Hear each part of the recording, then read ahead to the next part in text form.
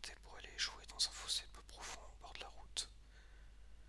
La ceinture me cisailla à l'épaule et le tableau de bord avança d'un coup sec.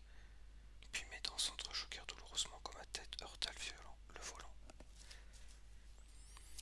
Dehors, tout devint noir et, l'espace d'une seconde ou deux, j'entendis un curieux sifflement strident dans une oreille.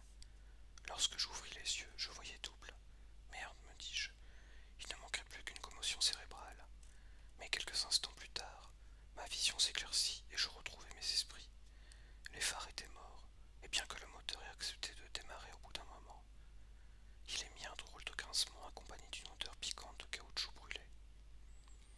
Les roues tournèrent dans le vide. Je renonçai et coupai le contact. Le silence envahit tout.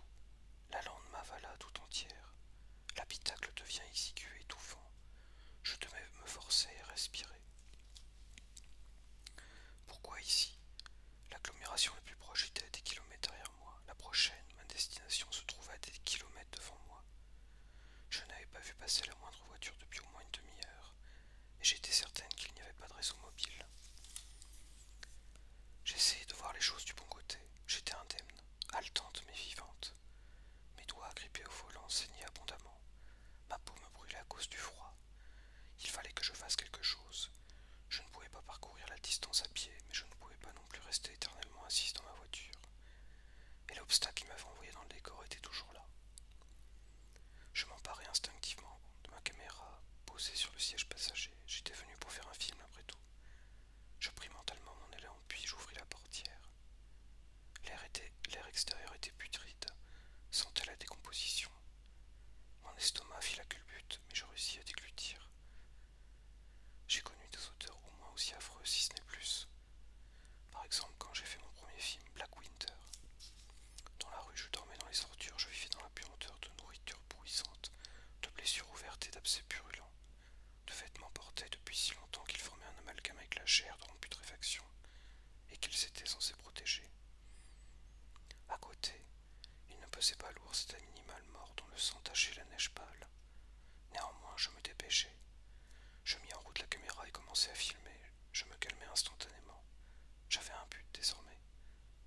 Un curieux détachement s'installa, une impression à laquelle je suis habitué, que j'avais remarqué pour la première fois alors que je vivais dans la rue, avec les filles que je filmais pour Black Winter. Je deviens passive et invisible.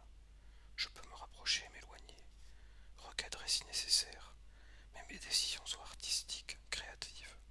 Je me contente de filmer, je ne fais pas partie de l'histoire, je ne suis même pas présente. C'était un mouton, dont la toison sale formait de gros paquets. Quelque chose de noir, de gélatineux tachait son arrière-train, du sang forcément, bien que, dans la lumière blafarde, on eût dit du pétrole. Je m'accroupis pour le cadrer avec la ligne fine de l'horizon au second plan. Les étoiles au-dessus. Sous cet angle, je vis que son cou était tordu, sa tête devenue noire. De ses lèvres fendues s'écoulait un liquide rose qui salissait le verglas. Ses yeux étaient des billes luisantes. En frissonnant, je balayai en panoramique le corps de la créature jusqu'à la source de l'affreuse puanteur. Une entaille dans son flanc d'où s'échappaient ses viscères noirs et fumants. Il devait déjà être mort lorsque je l'avais heurté, mais je me demandais vaguement si c'était moi qui l'avais éventré, moi qui avais infligé cette horrible et ultime indignité. Je continuai à filmer, mais mes défenses se fissuraient. Je me retrouvais à nouveau au cœur de la tourmente. Ma voiture était accidentée, la route couverte de verglas, et je savais que bientôt elle risquait de devenir impraticable. Mes mains étaient engourdies, mes oreilles bouchaient, et j'étais là à contempler un cadavre, un truc mort, sanguinolent, dégoûtant, seul. Je coupais ma caméra. J'avais besoin d'aide, je le savais, mais vers qui pouvais-je me tourner? Je ne réfléchis pas, je laissai mes bagages dans la voiture.